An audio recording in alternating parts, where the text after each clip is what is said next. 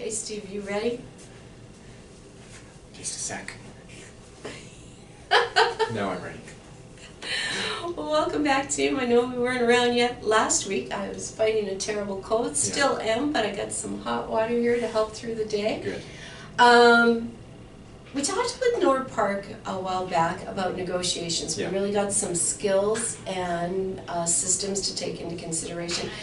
Though today, you know, I had a friend call me whilst I was sick and said they had gotten an offer in on their property. Mm-hmm. They were so excited, and I said, "Oh, how'd the negotiations go?" And they said, "Oh, not a problem. The realtor just told us that we take the number and we usually meet in the middle." And I just kind of went, Yeah.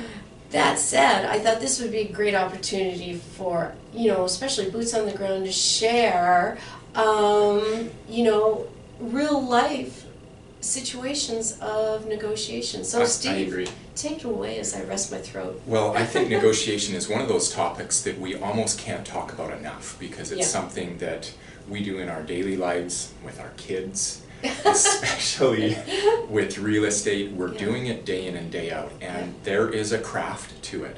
There are techniques, and it's not necessarily about sales tactics, but there are techniques to advocate in the best interests of your clients. So I think it's worth kind of circling back, and Norb did a great talk about it, Norb and yourself, many weeks ago, but it's something that we can talk about again, and that meet in the middle point bothers me, I have to admit.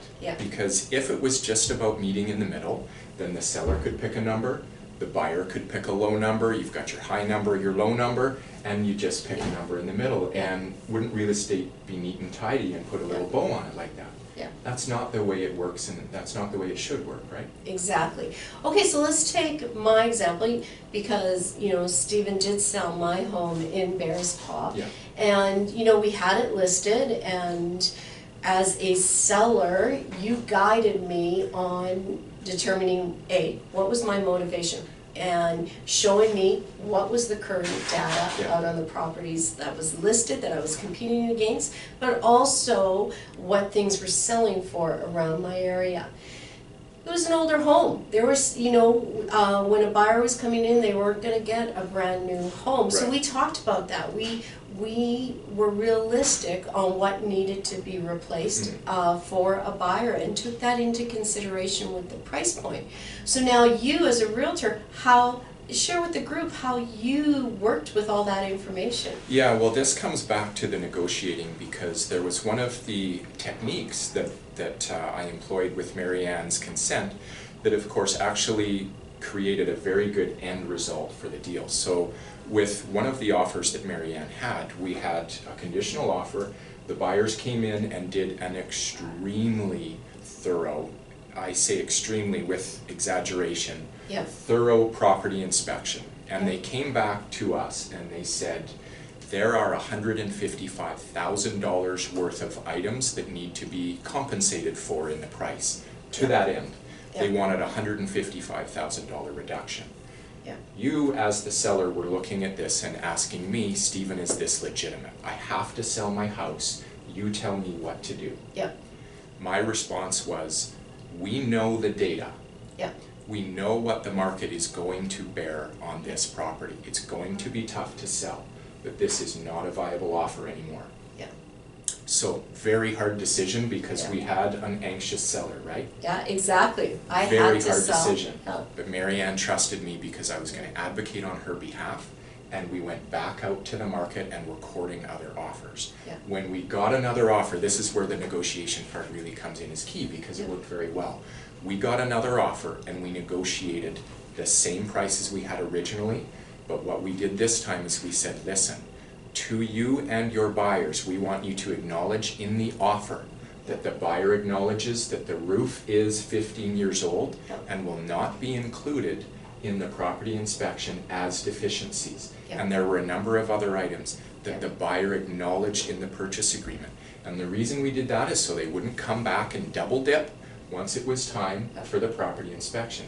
And I think that's one of those key points, that forget about this price it high, offer low, meet in the middle. There are techniques that you need to do to advocate for your clients, and that's one of those points where you need to say, listen, if you're the seller, let the buyers acknowledge the fact that this is not a deficiency that's going to be double dipped. Oh, exactly. So, know your data. Know your Key data. point. Yeah. Know the motivation of the seller. Right. And really, because that is quite important. And discuss with the seller ahead of time and with the buying agent how this is all being framed. That's right. It's not That's just a great about, point. yeah, it's just not about the price point. There are so many other facets. Again, great topic. I think we'll talk about it more on videos to come. So if you have any questions or areas you'd like us to answer, please down below. But I think for today, my voice is done. Anything else you want to add? Just really quickly, I think framing to say when you receive an offer, if the bulk of it's good and you've got a few points to make, Yeah. you know, framing it to say we've got a good offer to work with here, we're going to get to the end result, I think, Yeah. is a great way to get buy-in from the other realtor, and it doesn't create friction. Yeah. And it's something that is so worthwhile to talk about, to practice. Yeah. Practice negotiating with your peers and colleagues. Run things by your broker. Yeah. Because you've got great tips for everybody that need to be shared. Perfect. Well, as always, continue to be legendary and Go team, go. go team go. Take care. Bye. Bye.